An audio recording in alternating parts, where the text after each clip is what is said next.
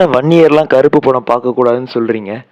வன்னியர், அந்த இனர், இந்த இனர்ன்னு எதுக்கு பிரிக்கிறீங்க? நீங்களும் நானும் ஒரே நாடு இந்தியா.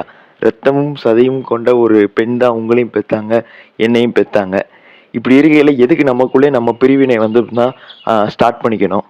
அதே மாணிக்கு இன்னொரு விஷயம் புரியல. இதுக்கு காரணம் என்னன்னு சொல்லி கேட்டீங்கன்னா, ஜெய்பீம் படத்துல வன்னியர் சமூகத்தை எதிர்த்து வந்து பார்த்தீங்கன்னா, சூர்யா அவர்கள் நடிச்சிட்டாராம். இல்ல நானும் ஜெய்பீம் படத்த ஒரு 10 தடவ பார்த்துட்டேன். பட் ஆனா எனக்கு அந்த மாணிக்கு எதுவும் தெரியல. மேபி தான் அத பத்தின நாலேட்ஜ் இல்லாதனால எனக்கு தெரியாம இருக்கலாம். பட் ஆனா இந்த ஒரு விஷயம் மட்டும் தான் உங்க கண்ணுக்கு தெரியுதா? அந்த படத்துல எவ்வளவோ இன்ஃபர்மேஷன் நம்ம அண்ணா வந்து குடுத்திருந்தாரு. எவ்வளவோ சமூகத்த மாத்துற மாணிக்கான விஷயங்கள் வந்து பண்ணியிருந்தாரு. அதெல்லாம் உங்க கண்ணுக்கு தெரியல.